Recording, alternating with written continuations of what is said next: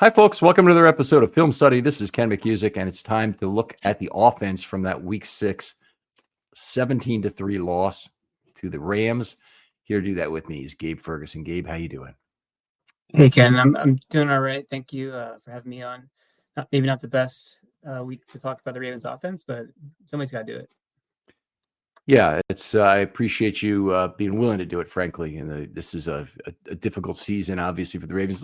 Let's start with a little bit of an absurdity that doesn't directly deal with the Ravens, but they signed C.J. Gardner-Johnson to the practice squad as a safety maybe 2-3 weeks ago at this point, and he has now gone the way of the dodo. According to his agent, he and the Ravens reached an amicable agreement to part ways, and all that shows up on the Ravens Twitter feed is that they've released Gardner-Johnson. Yeah, it's a little surprising, but could be a lot of different reasons why. Possibly just like this team isn't very good, and I don't want to be involved in it. I think the reason given by the by the agent makes sense. He thought he was going to potentially be given a chance to start, and then go and trade for Gilman, and that's pretty much out the window unless there's an injury that happens. And he wants to play, so I can understand that. Yeah, well, I can too on that level. Just seems very Deontay Johnson-esque, particularly if it's about playing time or targets or whatever. Yeah. Anyway, hope he does nothing with the rest of his career. No hard feelings at all. Ravens suffer another 2-score loss here. Another fairly lifeless offensive performance. I think we could agree without Lamar. This one, a little more ability to drive the ball up the field, which was something.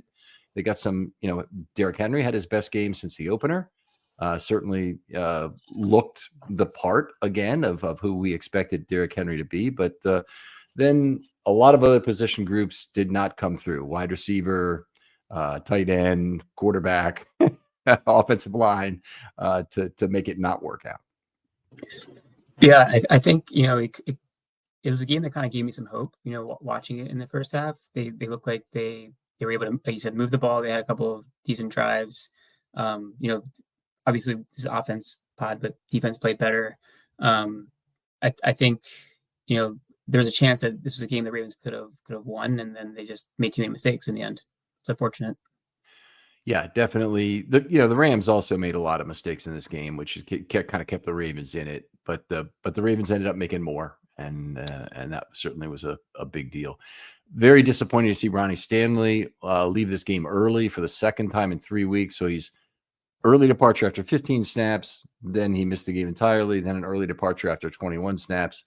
Things do not seem right with that ankle, and he's doing everything to try and play. When he's in there, he's been absolutely awful, not himself at all. So I understand in both cases, whoever made the decision to pull him, whether that was the coaches or Stanley himself, and I think it might have been Stanley himself in this game, they made the right call based on what was happening on the field. Yeah, this is obviously something that's been plaguing him for a while. He was healthy last year, but, dating back to 2022, 23, coming off the injury, he had ankle injuries, obviously the knee injury as well. When he's healthy and he's at his peak performance, he's still one of the best, I think, left tackles in the league. But if he's not healthy, we've seen his play fall off a cliff. So hopefully, maybe a calculated kind of decision here. If he's not at 100%, he's not able to play his best.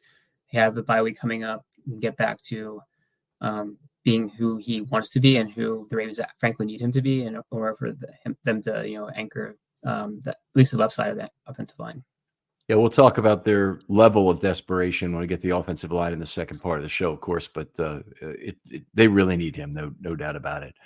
Game, unfortunately, the Ravens lose it. It could have reestablished themselves as contenders, I think, pretty squarely with a win like this, an upset win over the Rams as 7-point dogs would have raised them to 2-4. They'd have been in a much better position in terms of the division, certainly, and potentially even the wild card. I think their best chance is still to win the division at this point, in my opinion. How do you feel about that? I agree. The division is very weak this year. Obviously, Bengals out down bad without Joe Burrow. Steelers, they have the record, but they're a mirage. I think they could easily be 1-4 at this point. They've won a lot of close games, and they frankly haven't looked that good in a lot of ways. So this definitely was an opportunity for the Ravens to steal a win, I think. But yeah, it's unfortunate. They were really going to have to crawl their way out as the second half of the season. It would have been a good place to start the turnaround, and now they're putting a lot of weight on a game against not a bad team. The Bears are not that bad. They're 3-2 coming into this game, and they just beat the Commanders in a game. This is not going to be an easy one, even at home. The Ravens, one of the things that hasn't been talked about really too much is the Ravens played 4 out of 6 at home and lost 5 out of 6. That's a bad combination. Yeah, I mean, there's a lot of ways you can look at the record, and you can point to the teams they've played and say these are probably all winning teams by the end of the season. They have it. This is the hard stretch. We knew that was going to be the hard stretch going into the year, and I think a lot of people still thought the Ravens would come out, probably 4 wins maybe at the end of this stretch, but obviously, with Lamar's injury and some of the defensive issues, it's been kind of a disaster. But it's there's the fortunate thing is they probably still have a chance with the schedule the way it's going to fall out. There's still some tough teams. I mean, a lot of teams that are surprising this year. I think they would be better than what we looked at or what we thought we looked at the schedule in the offseason. But still, I mean, you have a lot of the contenders, the best teams in the league that they've already played. Right. And they certainly have 5 division games left, so they have some opportunities to make up some ground in the division, which is nice. Almost will need a head-to-head sweep against the Steelers as part of that to win the division, I think. If you get to there, it's not too long of a leap of faith to believe they could do it. Kind of had a turning point at the end of the first half. They got down to the 1-yard line on second down. So they got down to the 4-yard line. Henry had a 3-yard run, looked fine on first down, got it to the 1, and they had 3 chances to bash it in. They went twice with Mark Andrews under center with the tush-push plays. Something I noticed about this I want to hear your opinion on, but then they went with Henry off tackle, and they happened to go to the side where the Rams were completely overloaded to that side pre-snap. It looked to me like there's only 3 guys to the right of center, and 1 guy basically over the nose, and 7 guys to the left of center, and the Ravens were 1 more on the left side than on the right side, but they weren't they weren't overloaded the same way the Rams were, and a big missed opportunity to score there. Yeah, there was, I think, a massive failure, and it's one of the issues I think the Ravens have had all season, even before Lamar got hurt, was that the short down or short yardage situations. They just haven't been very good. And that's really offensive line not being able to win, like move the person in front of you. They haven't really done that very well. They missed Patrick Ricard a lot in those situations as well. And then for the tush push, the thing that I don't like about it is you still have Cooper Rush on the field. He's doing nothing. So you don't really have that numbers advantage that like the Eagles, for instance, have. They have a very strong physical quarterback, and then they have guys who are pushing him. When you have Rush out there, he's just standing there doing nothing. So you don't really have that numbers advantage. And they're compressing literally 11 guys into this tiny space. It's crazy how tightly packed they are, like literally like sardines into like a tin can. And they were unable to get any push at all on either of those 2 tush push attempts. And then like you said, the Henry play just got blown up from the start. Never had a chance. On the 2 tush push plays, you could tell the Rams had recently played the Eagles and practiced to defend the tush push. I mean, they were as tightly packed as I have ever seen the defensive bodies against an offense, period. I mean, it wasn't like there was anybody who was kind of like waiting to pounce in one. Everybody's right on top of the line of scrimmage and basically between the tackles.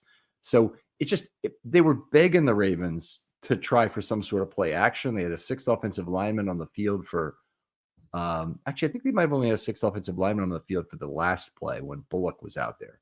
But they were begging for an eligible throw to an eligible receiver who pretended to miss a block, as if that would be anything that would really draw any attention on the Ravens right now, and go up. But they didn't try anything like that. It would have been nice to do something creative out of that look, especially when you're doing the exact same thing 2 times in a row, to show it once and line up like you're doing it again and just, like you said, have someone leak out. There just seemed to be a massive lack of creativity in this game across the board. All right. I thought on the first drive they did a very good job of play calling, and one of the things I really liked is that they were alternating a little bit between base and nickel, and it wasn't entirely dependent on down and distance. So they had some nickel out there on first down. The Ravens ran against that, and then when they played base, the Ravens threw against that, and they didn't throw successfully, by the way, on that first drive, but they still tried it in those situations. And I thought they moved down the field very effectively, largely with Henry just running the ball and the Rams being unable to stop it. But that drive is the best they've looked with Cooper Rush. Even better than the first drive of his first game, which was also not bad in terms of driving down the field. Yeah. The scripted drives under Monken have tended to be pretty good, but especially this season, it seems like he's lost his kind of magic touch, his pulse on what's happening within the offense, within the way the defense is playing them, and it just seems like there's no kind of counterpunch after that. You set something up, but then you don't actually follow through with it. Obviously, that first drive was derailed by penalties, 2 penalties that really killed it. And when you're up against so many other issues within your offense, you can't make those kind of mistakes and expect, to win games. Frankly, it's really hard to surmount them, even when you have an MVP quarterback. When you have Cooper Rush out there, it's really, really, and Tyler Huntley. Yeah, it's almost impossible. They won the snap count 75-51. That had been a very big deal. In fact, that was one of the real keys to the defense not being overworked in this game, was to win snap count. And the defense ended up with only 7 players for the front 5, which for a rotational team, I know there's some people who, maybe new to football or whatever. Not too many new people new to football listening to this podcast, frankly. But 4 defensive linemen is just one of the things that gets me absurdly soapboxing. So I'll try not to do that again. But they also lost Tavius Robinson during the game, who's their most heavily used front 5 defender. So between the outside linebackers on either side and the 3 defensive linemen, I mean, he had 80 more snaps than anybody else so far on the season. So to lose him, not only is it was a disaster for this game, I think it really hurt, but it's a disaster for any time he misses as well. They are going to be scrambling like hell to figure out how to replace him. Yeah, I mean, and that's what happens when you can actually run the ball effectively. You can grind out plays. You can keep long drives going because defenses get tired when you're constantly running at them. And we've seen that so effectively for the Ravens over the years when they've been able to build leads and run the ball, especially in the second half, and they just wear teams down. And then you'll get these sometimes big plays, that come off of that just because teams are tired and they don't want to tackle anymore. In this case, it was a mix of running the ball in the first half, and in the second half, they just, had to kind of go into pass mode. But I think the Rams kind of, they scored their points and then they said, this team isn't going to come back on this. And they just played a kind of a relaxed defense. And that's a whole other story. But it was not effective. And even with the added snaps that the Ravens got, it was enough to keep the defense fresh, but it didn't make the offense any more successful. Well, that's true. And they certainly they benefited from not only Rams miscues on the field, but the huge Rams coaching miscue. I still got to hear the explanation of why they went for it on 4th and 3 or whatever it was when they had a chance for a chip shot field goal to go up 17 with 13:33 to go, I think it was. I mean, that would have been insurmountable lead. It seemed insurmountable at 2 touchdowns, but I don't know why you wouldn't think it was completely unreachable at 3 scores.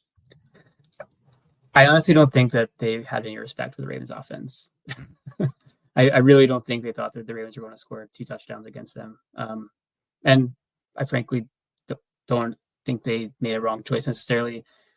Give your opportunity, your team an opportunity to go up 3 touchdowns. But I mean, either way, I think the game is over. But it didn't really matter. I don't think they didn't think the Ravens were going to score drive all the way down the field. So it was probably slightly calculated, but I don't know. He's probably just saying, give my team a 4th down opportunity, maybe like preseason, see what they can do. Wow, that is truly no respect. We stayed in our seats because of that. We stayed in our seats at that moment because they ran a 4th down play, they missed it, and the Ravens had a chance down 2 scores, and then right away Tyler Huntley runs into the game. So it's that much more exciting, not, in terms of what's going on. It's a very tough day for the offensive line. We're going to get to that in the second half of the show, but one thing I'll say is it is normal that the offensive line is not completely responsible for pressure in a game, that a lot of that is either manufactured scheme where the defensive coordinator figures out a way to get a free runner on the quarterback from off ball, or you have some eligible receivers breaking down in their blocking assignments and being part of it. That really wasn't the issue at all. It was all on the offensive line, plus the offensive line had 6 penalties. Just an unbelievably bad day. And it was a lot of snaps, 75 snaps, but it was an awful lot of breakdowns in terms of pressure. And, you mentioned them, just taking it easy on their defense and whatnot when the Ravens had the football in the fourth quarter. I mean, their pass rush didn't take it easy. They were after Tyler Huntley. Boy. No, but they weren't, like you said, they weren't blitz. I mean, they had a couple blitzes, I think, when the Ravens actually finally got down into the red zone. But generally speaking, it was a 4-man rush, and they were they were doing some like stunts, some twists up front, and the offensive line was not handling it very well. But it was generally just losing 1-on-1. A lot of it was no boom. Honestly, he was bad. But Linderbaum wasn't much better. Rosengarten was much better. It was just a terrible day in the office for the Ravens, their line. Those were the big 3 in terms of losing their pass blocking assignments more than anybody else. Although everybody had a little. Voorhees had several misses, although he didn't score badly, and Falele actually came out pretty clean in this one, but he had a ton of missed blocks, and that's been a frustration in general with Falele. We'll talk about him a little later. All right, Zay Flowers, very tough game for him. Obviously, didn't get charged with a fumble on the botched jet sweep play, but he deserved it. When ball was put right in his gut, and he couldn't hold on to it. And then he certainly, lost the ball after trying to make a few extra yards after contact. Yeah, he also, I think, had an opportunity just to fall on the ball and on the jet sweep as well. Like, I mean, football, bounces away, but he had it kind of right in front of him, and I felt like he tried to scoop and make something happen instead of just land on it. He had a bad day outside of that. I thought, there's some there's the 4th down play where I feel like he gave up on the route. It was the corner route that I don't think he was the primary target, but they doubled Andrews.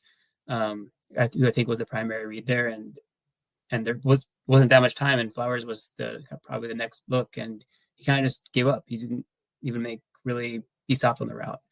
And then the interception also seemed like kind of a lazy route. He didn't really cut it off very well. I think Tom Brady made a comment on it too. He said he thought that Flowers rounded the route off, didn't really give his quarterback much of a chance. It wasn't a great throw. I'm not trying to take blame away from Cooper Rush. We're trying to force it in there, but Flowers didn't help him out either. He just seemed like he was not plugged in this game. Yeah, certainly not a great one. Henry fairly effective given level 2 first contact on that first drive in particular. Finally getting some first contact from linebackers, from safeties, rather than having it be a defensive lineman kind of dragging at him as he's, right at the line of scrimmage or even a little bit behind it. That's been a frustration so far this year. But that first drive, it honestly felt really good. It looked really good. I didn't have the confidence that the defense was going to get the job done against the Rams at that point. And then they played a great half of football. But to see the offense come out of the gate there was really terrific. Yeah, I mean, it was a nice first drive. And like I said, the Ravens tend to have pretty good first drives with, the scripted first 15 plays or whatever they're doing. Especially when they can run the ball, it makes it look that much better. Sometimes I'm a little grumpy because I feel like they can rely too much on the run. But when a game, that's been Lamar Jackson at quarterback. But when you have Cooper Rush, you lead into your best player on offense, and that's Derrick Henry. I think still. I mean, you should be feeding him the ball. It was good to see them actually get some push in the offensive line. I think they had a better run blocking game than a pass blocking game. And we can go into some of the more specifics about it later, but I think that's something that they're going to have to lean into in the second half. It can't all be on Lamar. They need to find a way to kind of make that scheme work, and make Henry the player that we saw last year when he was an explosive option. And teams were scared of having those two players touch the ball, and it seems like that went away. There's two elements that should help with the second half with the run game better. The first is Patrick Ricard is practicing again, and having him back makes a lot of difference in terms of the run game. Gives you an extra, very useful point of attack player, so you don't, you don't let the one guy who has command of a gap or has responsibility for a gap necessarily make the block or make the tackle that he should make. So you have that as one thing, and then the other thing is Lamar Jackson coming back. Yeah. Totally changes misdirection in the offense. They've got Keaton Mitchell too, by the way. They didn't use him in this game. 2 snaps as a solo back, but he wasn't used as a flanker for any of the misdirection value there. The fact that they run that play with Flowers, I hate it on multiple levels. I really hate it because a running back's more likely not to fumble that football. Okay, that's just pure and simple. They take more handoffs. They're less likely to fumble that football. I think if you put Keaton Mitchell in that position, it's probably not going to end up on the ground. Might, but probably won't. And the other thing is you're losing Flowers, the receiver, and you're losing the opportunity for misdirection with a player like Mitchell. So many reasons why I don't want that play run by Flowers. Yeah, I think it was another time when they have a drive where you have some momentum. They put together a few first downs. They were, I think, around the 30-yard line. It was in close to scoring territory, and the game was still well within reach. I think it was 10-3 at that point. Mm-hmm. And we just haven't seen that been run effectively with the Ravens. And you have a new quarterback, someone who's not who isn't as proficient in ball handling as as Lamar would be necessarily. And it's a timing play too. You have to get the timing right on that. And if it's off by a little bit, something like that can easily happen. It's just seemingly not necessary. Yeah. Certainly frustrating. I mean, there's a lot of the frustrations are the Ravens are losing. Every fan, and I'm not excluding myself from this group, but I think every fan is frustrated, certainly with the results. There's an inherent desire as a fan to find the transient component that can be fixed that we think is at the heart of this whole problem. And there's just some unfixable problems with the current Ravens. The current set of injuries is just not resolvable, with what they have. It may become resolvable when Lamar is back. Okay, but it's not resolvable right now. And the set of defensive injuries may not be resolvable, period. To have Madubuike out and Roquan out and some of the guys that they expected to produce in the secondary, like an Alexander, Chidobe Awuzie, out. I mean, just Tavius Robinson out is just an enormous loss. It just may not be fixable. So the search for this and the search for blame, to me, is also kind of tiresome because we're trying to find somebody to blame who doesn't matter for the performance of the team on the field inherently as fans, because we want it to be turned around. So the first thing we want to do is blame the coaches because they can be replaced right mid-season. The players can't be, not nearly as easily anyway, but the coaches can be replaced. But the truth of the matter is, if injuries are the problem, there's just once in a while when you roll snake eyes on a season, and from injury perspective, you've lost, you've crapped out on that role. Yeah. And I think injuries are definitely a huge factor for the team's performance this year. I think it's hard to appreciate the impact of Patrick Ricard until you don't see him in the game. I think Mitchell Payton, is that how you pronounce the replacement for Ricard? Zaire Mitchell Payton. Yep. Zaire Mitchell Payton.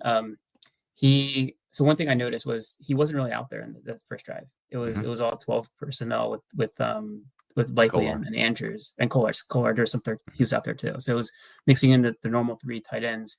I think for them, that might have helped give you those potential numbers advantages in terms of the personnel that the Rams are using, because you have to kind of respect the pass catching ability of that personnel grouping as well. And I think that actually allowed them to loosen up the box a little bit and get some of those running lanes. So I like that. I liked what they did there. Yeah, I completely agree, by the way. So if Zaire Mitchell-Payne, he played only like 9 snaps in this Yeah. game, but if he was out there and, he's not a receiving target at all, basically. Not that Kolar's been much of a receiving target this year either, but if you have Andrews and Likely out there, or you have Andrews and Kolar out there, that 12 personnel is a hell of a lot different than a 12 personnel, which includes Zaire Mitchell-Payne, that's for sure. So you encourage the opponent to play base defense when you put ZMP out there on the field as part of 12. Yeah, and I think it's easy to forget in a season that's gone so poorly for the Ravens that Isaiah Likely was missing for the first quarter of the season, and he was a big part of the offense last year, a big part of what they were doing. And even though he started off slowly last year, he picked up midway through the season, and he became a feature part of the passing game and also a very good blocker for them. So there are some positive trends potentially moving into the second half of getting him back, getting Ricard back, obviously Lamar back, but the offensive line also needs to improve. They just have to be better. Yeah, and they probably will play better with Lamar just because Lamar makes everything easier. But yeah, they definitely have to play better. They did a better job in this game of manufacturing some third and manageable. The Ravens offense that was terrible with Rush, and it stayed poor with Huntley, even though Huntley gave him a little spark, converted a 4th and 12. I think he had another pass completion on 4th down for a first down.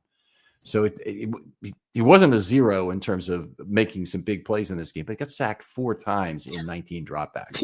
And you can't, or four, I think it was 4 out of 18 actually, because he had a spike in there in his passes. So that's ugly. Yeah,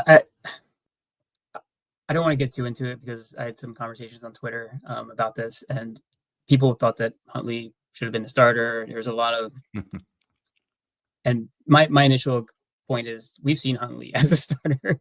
It's not a good situation. I mean, maybe the Ravens offense is a little bit better in terms of personnel now than it was before, but Huntley can't throw the ball down the field. People forget that. He's a check down quarterback, and yeah, he can pick up a few yards with his feet every now and again, but he is not have a good arm. He doesn't see the field well. He holds onto the ball. He takes sacks. And we saw that. We saw the whole Huntley experience in this game.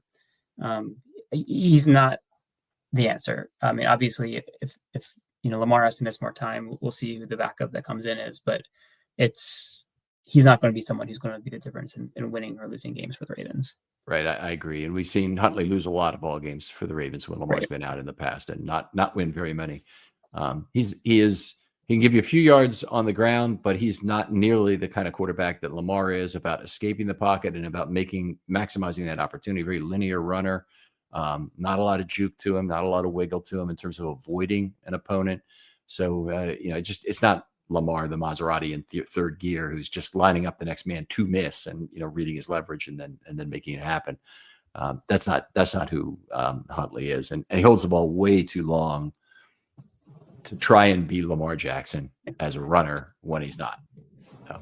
Yeah, completely agree. And your previous point about the Ravens did a good. Let me tell you about the online cannabis company that's changing the game, Mood.com. They created an entirely line of functional gummies, 100% federally legal THC blends, discreetly delivered right to your doorstep. And here's the best part.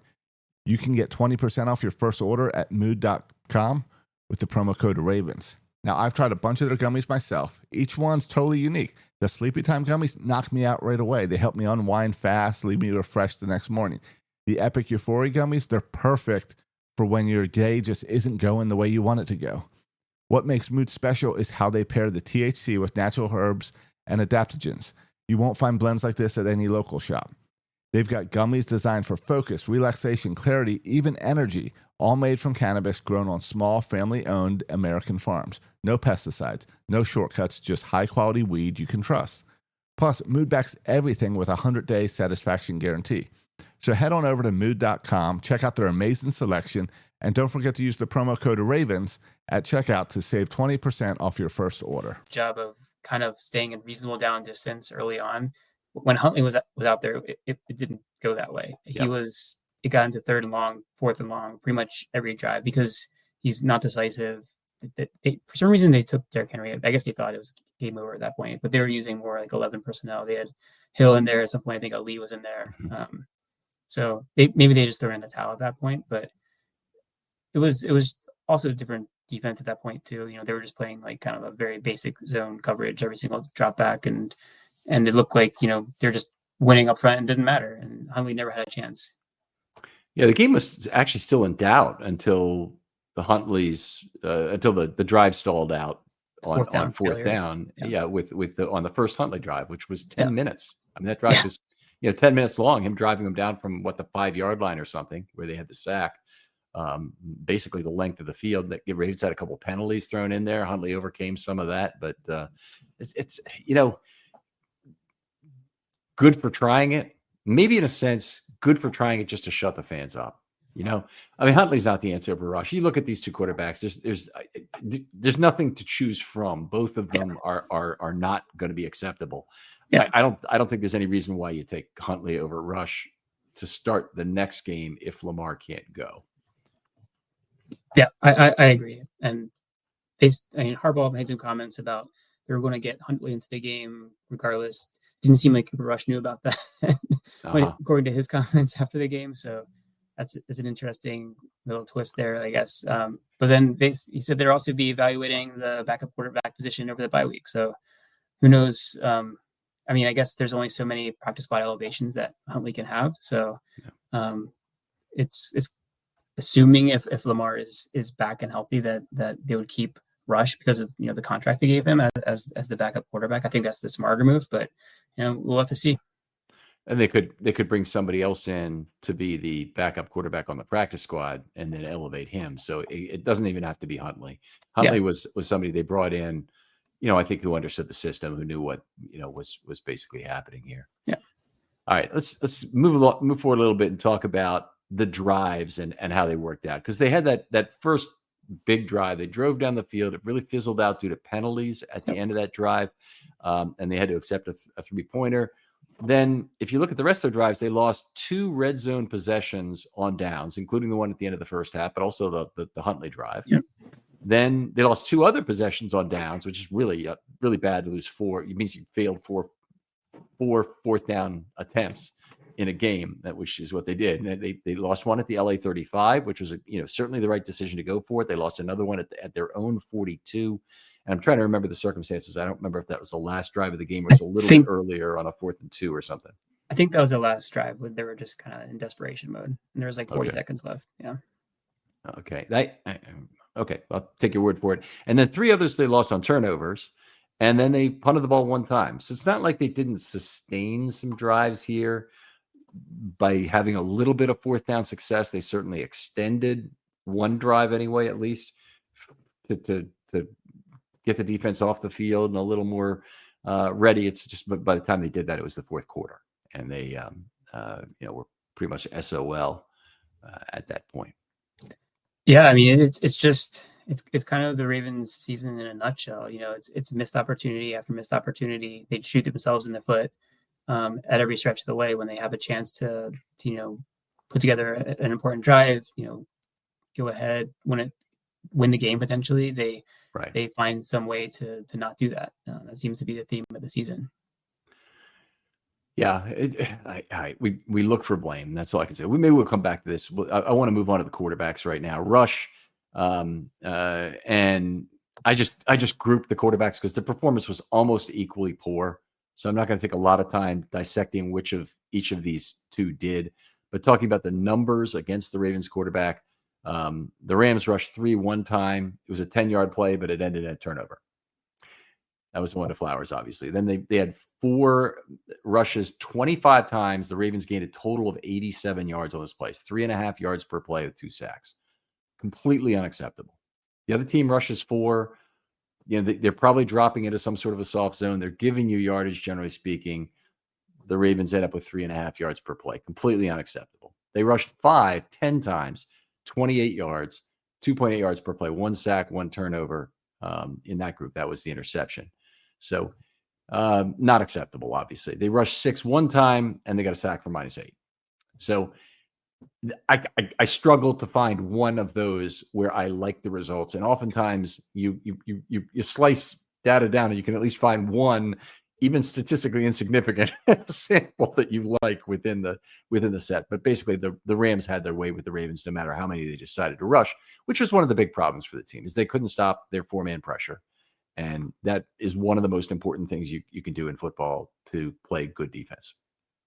Yeah, absolutely. It's really hard to win any game if you get consistently pressured. And we've seen the O-line be a major factor for any team that is struggling there. I mean, we've seen very good teams fall apart or come up short in big games. I mean, we're thinking about the Kansas City Chiefs in 2 Super Bowls recently, where they just got dominated up front and they lost because they couldn't protect their quarterback. It's no different for the Ravens in this game. It's no different for the Ravens this year. Really, they have not been good in pass protection, and it's honestly, it's a thing that has really been a hallmark of the Ravens' offensive performance. When they've had good, incredible offenses, they've often had really good offensive line performances. Yeah. So it's kind of difficult to understand why exactly everything fell apart this year, because the turnover in players isn't that significant. You wouldn't think. You would think that they have a young core of offensive linemen who should be kind of going up in improving in their career trajectories. And it seems like across the line they're all regressing, and it's just not great to see. I mean, it is really strange because you got Stanley and you don't know what to expect, because he could get old at any moment, and kind of the worst of all possible worlds has happened. He's gotten hurt again. He's been terrible when he has been able to play, which probably means he's going to have to be shut down at some point, I would have to think. At this point, I would really love to know that Stanley could come back and be the Stanley of 24 in 26. If you'd give me that deal right now, I'd sign it in blood, and expect nothing more from him the rest of this year, because I don't think they're going to get that much more from Stanley this year, frankly. And even though that might be a losing proposition for the 25 Ravens, I still think it would be the deal to make if you could make it. I would agree with that. I mean, I feel like the positive outcomes of the season are the avenue to get to those positive outcomes is very limited. Mm-hmm. And you'd have to have a lot of things go right. I mean, and maybe that's how things change. Seasons can change on a flip of a coin very easily, but it's difficult to see with all the injuries we've talked about, both sides of the ball, players that have regressed. It's hard to see that path. And if you can say that they're going to get him back, the 2024 version of him next year, as opposed to a weaker, lesser version. I mean, they just signed him to a 3-year extension. Yep. They gave him a lot of money, and they were expecting him to be that franchise left tackle. And if this is the player that he's going to be in the course of that contract, that's a terrible, terrible deal for the Ravens. Right. Yeah, unfortunately, Stanley signed his 2 deals at the most opportune time for him, and he gave the Ravens a hometown discount. That's the thing about it. I mean, he really did. He played for less money here than he would have played in New England. Mm-hmm. And it's going to end up probably being a 2-year, $44 million commitment the Ravens make to him if he can't play his 3rd season on the deal. And I'd say it's not slim and none, but the odds don't look great right now of him playing that 3rd year. And I think the Ravens have to hope that Carson Vincent is coming along and is ready to take the position by 27. All right, we'll get back to some offensive line stuff in a minute. I want to talk about the results, though, for the offensive line in terms of ample time and space, ball lock, quick, and pressure. And I just, again, group both QBs. The results are terrible. So they had 10 ample time and space opportunities out of 37 passes. So they had 38 total passes. If you look at the box score, that's passes plus sacks. But you have to subtract out 1 spike by Huntley, so it's down to 37. So 10 of those were ample time and space, 27%, 8 of 10 complete for 58 net yards. That's 5.8 yards per play. Normally, you'd expect around 8.5 yards per play with ample time and space. 9 ball-out quick opportunities. That's 24% of the time. They went 7 of 9 on those for 51 yards, 5.7 yards per play. They also had the turnover on Flowers' fumble on that. So that makes the group lousy in total, but it's not necessarily the quarterback's fault. 5.7 yards per play is right on target, 0.3 of a yard short of what you'd expect. And obviously with that kind of a sample, you're not gonna be able to say that's not enough, but 3 more yards would have been right on target. And then they had 18 pressure events. Now they had 19 ample time and space plus BOQs. Normally a pretty good game for the offensive line. They have slightly more ample time space than pressures. 11 to 10, 10 to 9, 12 to 10 kind of thing. That's the kind of relationship I want to see. 18 pressures allowed and 10 ample time space in this game. 49% pressure by the Rams. And on those plays, the Ravens completed 6 of 14 passes. They had 4 sacks. They had 10 net yards on those plays, 0.6 yards per play. 4 sacks, 1 turnover. The turnover being the interception on that play. So it doesn't get any uglier than that. Both quarterbacks were terrible, so there's no point in dividing out these stats. I have it. If anybody just absolutely needs to know, just give me a DM on Twitter, and I could separate it for you, but it's really not worth it. Rush did not run the Ravens out of any pressures. Huntley did run, I think it was Voorhees, Rosengarten. Who got run out of a pressure? It might have been Rosengarten. Checking it really quickly here. I think the 0R was on Rosengarten. No, it was on Noteboom. So Noteboom got run out of 1 pressure during the game by Huntley. Other than that, no help from the quarterbacks in terms of getting him out. They both kind of held the ball. Okay, I'll talk about that. First of all, anything about the ample time space, offensive line play, time in the pocket, any such? I mean, it's just the Ravens passing game without Lamar Jackson is just a disaster. I mean, I think that's the reality of it. They haven't put any effort into like trying to come up with some scheme that can help support those players. It just seems like they say, oh, we don't have Lamar Jackson, so we're just going to give you basic vanilla offense and do your best. There's no effort that's trying to like mold something to like make their lives easier. That's what I would say.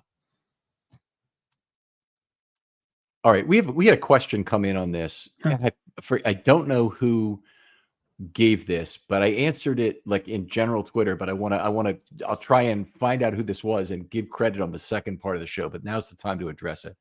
A question basically came in is this: that the Ravens they went after Rush. They paid a little more money, and they didn't get a return on their money. Does it make sense to pay your second quarterback at all? And I'm paraphrasing this question as best I can recall it. Or should the Ravens do what they did for years with Huntley and we really with Tyrod before him, and just have a quarterback who's undrafted, practice squad guy, have him be your guy for several years and try and run your scout team and try and do things in maybe perhaps a similar manner, but not as well, and just live with the lousy results when Lamar does get hurt, because any injury to Lamar generally ends the season. So there are teams around the league that have had their backup quarterback come in and play well for them. So it's not impossible to find that. I think the Ravens have just done a bad job of identifying who that player should be. Now, if you look at Cooper Rush's resume as a Cowboys backup, it was actually quite good. Like, it was nothing that was eye-popping in terms of the stats, but he put up reasonably decent stats as a backup quarterback in a not great offense. The Cowboys couldn't run the ball at all last year. Like they weren't a great team, but he kept them alive when he was playing. I think his career as a backup was like a 9-6 record or something like that. So like he was able to like keep the team afloat. And I think that's what the Ravens saw when they brought him in. They didn't give him a huge contract for a backup quarterback. It's actually smaller than what a lot of backups make. But he just wasn't maybe the right fit for this offense with this offensive line with these weapons. But I think in general, it's not a bad idea to have a backup that you actually invest in, but he has to be somebody that can actually play well for you. And they just seem to do a better job of scouting who that player is going to be. Yeah, maybe it's a matter maybe also of resources. There are some teams who have a Kirk Cousins as their backup quarterback, and maybe maybe he'll never see the light of day. But there's also some teams that have, like New England, which have been willing to invest a 4th round pick or even a 3rd round pick sometimes on a quarterback as a backup to a star. And so is that something the Ravens want to get into? Into the draft capital game, or would you rather do it by the cap way? Or do you think they should be able to do it with the cap they spend on Rush and identify a guy who should be out there? Because to me, quarterback is like left tackle a little bit. There just aren't a lot of guys who fit the mold. There aren't enough to go around to find 32 starters, Right, and then right. you're trying to find a backup for your guy who's really good and expect him to be somewhere close to him. Yeah, I think in an ideal world, you would use one of those mid-round picks one of these years on a player that you identify as a good option. Now they used what, a 6th-round pick 6 on Devin Leary, and that was a waste. on Leary, and he turned out to be a nothing. So maybe that shies them away from doing that. But maybe you use the 4th-round pick, and you can get a higher quality player there. Somebody who's slipping, who's originally like a 2nd or 3rd round grade, whatever reason they dropped to the 4th round. I wouldn't hate that.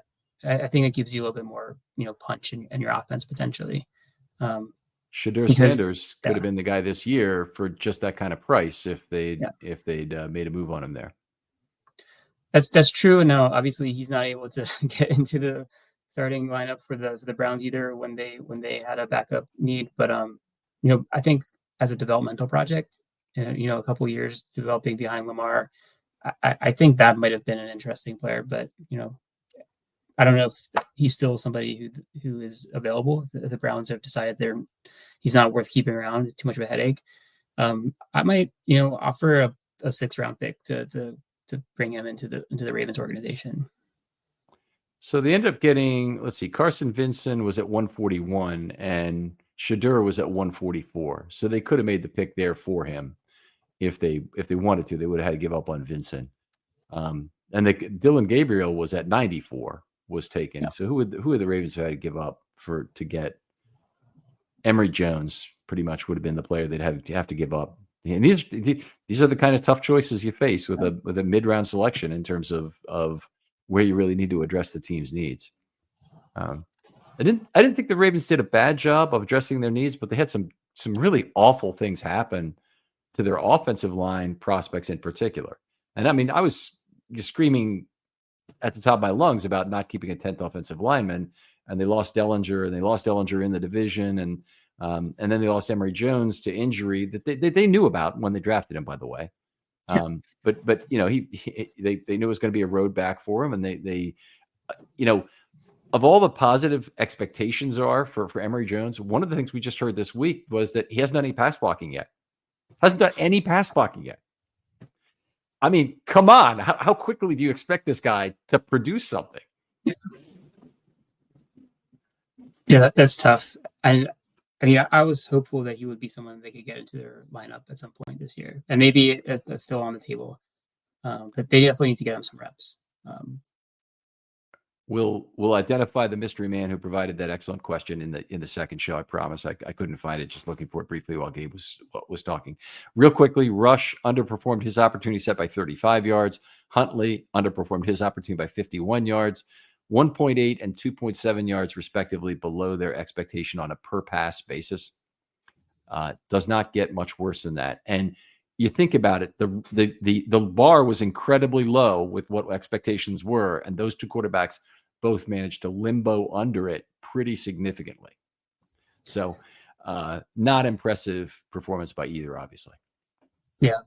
I mean, it's even for a Ravens backup quarterback situation, I feel like this is the bottom of what we've seen. We've seen at least like passable offense, but this game was just as bad as it can get, between the turnovers and the sacks and just inability to make the basic completions that you need to extend drives just wasn't there for them. I'm trying to think of all the times in Ravens history when they've had a backup quarterback do well. And I'm gonna carve out Lamar Jackson, because Lamar Jackson came in at midseason and took over for Joe Flacco and was outstanding. So you've got that. But the people are going to think of Dilfer first as being the greatest, and that's probably correct. He replaced Tony Banks. I'll tell you what, Tony Banks is on the list the previous year for replacing the Water Buffalo, and then who was the other guy? The Stony Case. Stony Case, yeah. And, you had Randall Cunningham come in 2001, played pretty decently when Elvis Gerback was crap in the bed. And then you had Kyle Bowler in 2006, played pretty well for McNair when McNair was hurt. Not enough to take his job, but he was the only backup quarterback who ever had 100 passer rating in a season. So it has happened a couple of times in Ravens history that they've had a serviceable backup quarterback. They just don't have it now, and this is very tough. Yeah, and you think that that would be something that you would care about when you have a championship aspiration. You would Yeah. want to have an insurance plan there. Yeah. Behind your most important player. I wonder how much of that to credit to Billick, because Billick is the one guy who seemed to have a backup quarterback at need. 3 straight years, he pulled a rabbit out of his hat, making a backup quarterback into something in 99, 2000, 2001, and again in 2006. You know what? Again in 2003, I'm forgetting Anthony Wright and his drive to take the Ravens into the playoffs. He went like 5-1 down the stretch. So I think it might have been a Billick thing in that case in terms of getting guys prepped. All right, I want to talk a couple of things about scheme, but I do want to kind of cut this short if we can. The RB snap division was Henry 38, Hill 35, Mitchell 2, and Ali 3. They didn't play a single snap of pony in this game. Henry was the guy who was the designated target, getting the ball 26 of 38 times he was in the game. That's more than 2/3 of the time. Hill got the ball about 1/3 of the time, 12 out of 35. Mitchell and Ali didn't get the ball at all. No target, no carry in either case. I was a little surprised that Mitchell wasn't used a little bit more in this game. He's active. He gives you some explosive ability. You mentioned the Flowers jet sweep. I think you can scheme up some plays to get Mitchell the ball in space. Just let him use his speed. Make him miss a tackle, and you might have like a 20-30 yard rush on your hands or completion on your hands. It just seems like a missed opportunity. Yeah, it does to me as well. Some of the success they had early in the game, zone blocking related. Yeah, I completely think so. I mean, we mentioned that earlier with the Henry drive. I don't have the exact numbers, but I would say the majority of his longer runs, especially even some of the ones that got called back by penalty, they were all zone scheme. It was all, they went both directions. They went left, they went right. Mm-hmm. Whether or not it was something they identified with the defense specifically, or whether it was, just something they want to introduce into their offense to maybe take advantage of the linemen that they have. It definitely opened up some gaps that Henry was able to take advantage of. You mentioned that he wasn't getting hit behind the line of scrimmage as much. Well, I think when you're running zone, that allows pick your hole, right? And it doesn't require everybody to win their one-on-one matchup necessarily, because you're kind of, the line is moving, the defensive line is moving, and I think it kept the Rams off balance, and it really gave them an opportunity to get something moving and get some established offense. And it was nice to see. I think it's something we might see in the second half of the season if they like what they were able to do here. There is one. I know everybody loves zone runs. Everybody's in love with the concept. Everybody's pissed off that we don't have the guys who can run it, supposedly. But there's a big negative of zone runs, and that's holding calls. Yeah. You get a lot when you run outside. Anytime you run the risk, and even when you cut back, you have the risk of these being seen more. You got a much higher chance for holding calls. Gap runs, if you're running duo, the chance of you getting a holding call on anybody who's involved in a duo is almost nothing. You really have to get to the corner on a run play in today's NFL to typically get a holding call made. And unfortunately, Daniel Falele, who had made a really good stab to the armpit on, I think it was on Young, right? It was on Verse. Verse, yep. And yeah, I mean, great stab to the armpit. That's exactly where you're supposed to strike, and yet he couldn't get his big fat fingers out of there, and got flagged for holding on that play. Even though it didn't look like it was very much impact on Verse. It was just a matter of where that hand was. It's exactly. I mean, it's perfect hand placement for him, just perfect.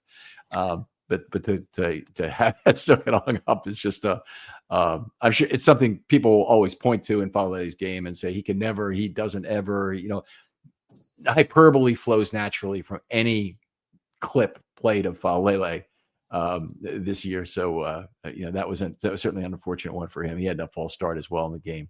But I like the other thing you said about run blocking success was that the personnel that the Ravens were putting on the field early, the form of 12 they were putting on was a little bit befuddling to the Rams in terms of how they should respond to it defensively.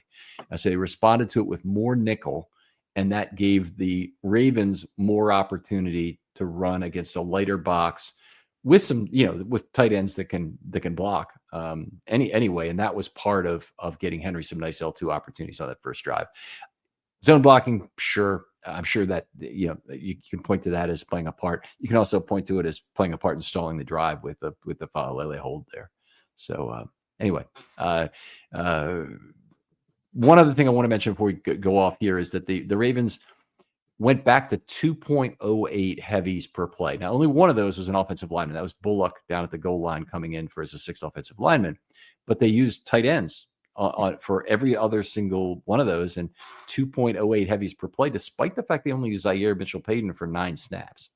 So very high again. That's getting back to a Roman era heaviness, not a Monken era I'm trying to remember the last time they were ever at 2.08. It probably happened last year with Monken at some point, but 2 weeks ago against the Chiefs, they were at 0.98, that's got to be the only time they're below one heavy per play since pre-Roman times, I would think. So when Roman took over the run game as run game coordinator, since then, I don't think they had a single game under one heavy per play.